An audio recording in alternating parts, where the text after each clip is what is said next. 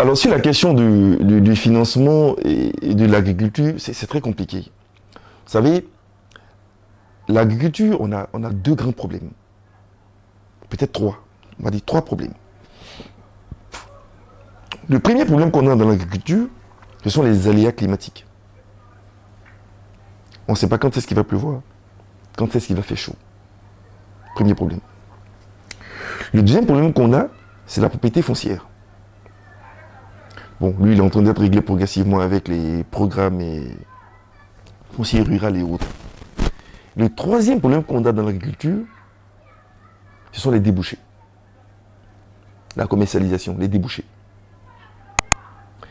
Donc forcément, ça fait que le financement dans l'agriculture est très très compliqué.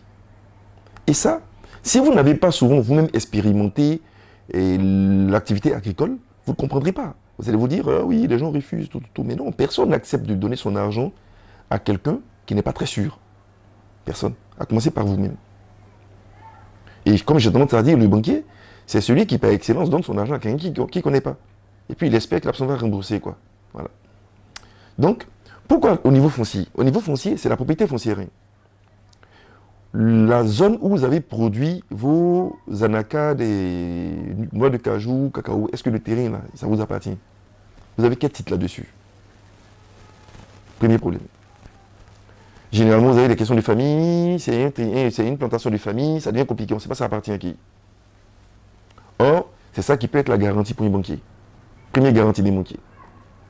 Deuxièmement, l'aléa climatique. Tout à l'heure, je disais, on ne sait pas quand il va pleuvoir, quand il va faire chaud. Donc, la question de la production. C'est-à-dire, on n'a pas de certitude, ou on a beaucoup d'incertitudes sur la production. Donc, quand quelqu'un vous finance pour produire, et qu'il y a autant d'incertitudes, on a un problème. Ensuite, vous avez la commercialisation. Ça veut dire que quand vous avez récolté votre produit, de la récolte jusqu'à la vente, c'est un gros parcours de combattant. Il faut souvent l'expérimenter pour le comprendre. Ou il faut accompagner des gens dans le secteur agricole pour comprendre la difficulté que les gens y ont. Dans la filière agricole, généralement, tous ceux qui ne produisent pas, donc le produit lui-même, ça veut dire si c'est des concombres, ou si c'est des maniocs, ou si c'est le blé, ou si c'est le mil, ceux qui ne produisent pas ça, eux tous tirent leur compte dans l'affaire. Celui qui vous vend les sacs et les engrais, vous le payez avant de produire, il prend son argent dès le départ.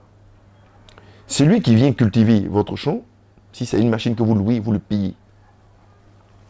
Les manœuvres qui viennent nettoyer votre champ, vous les payez avant la récolte.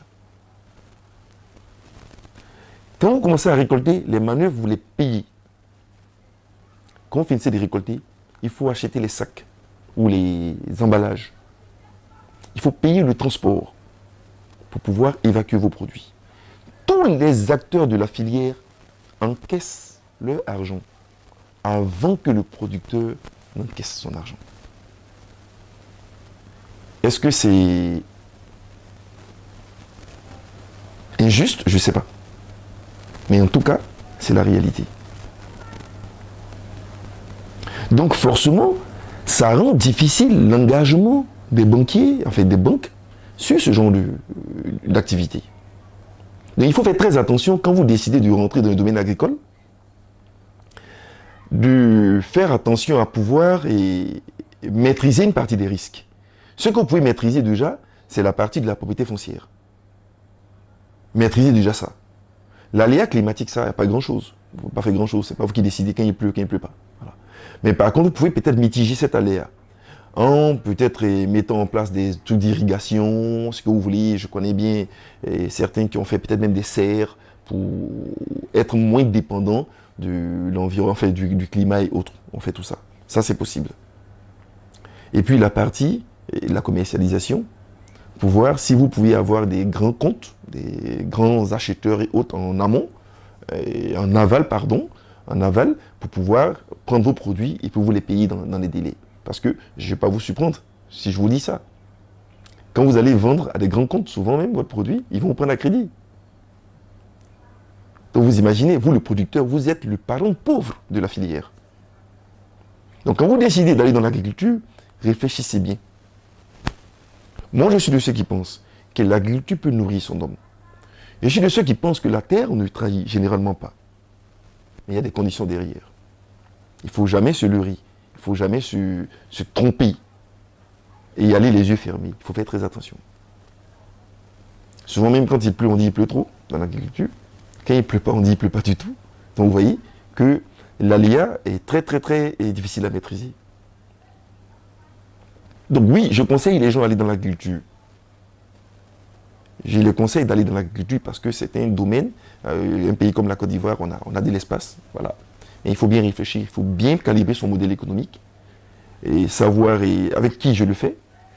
D'abord, pourquoi je le fais. D'accord? Avec qui je le fais. Quand je le fais.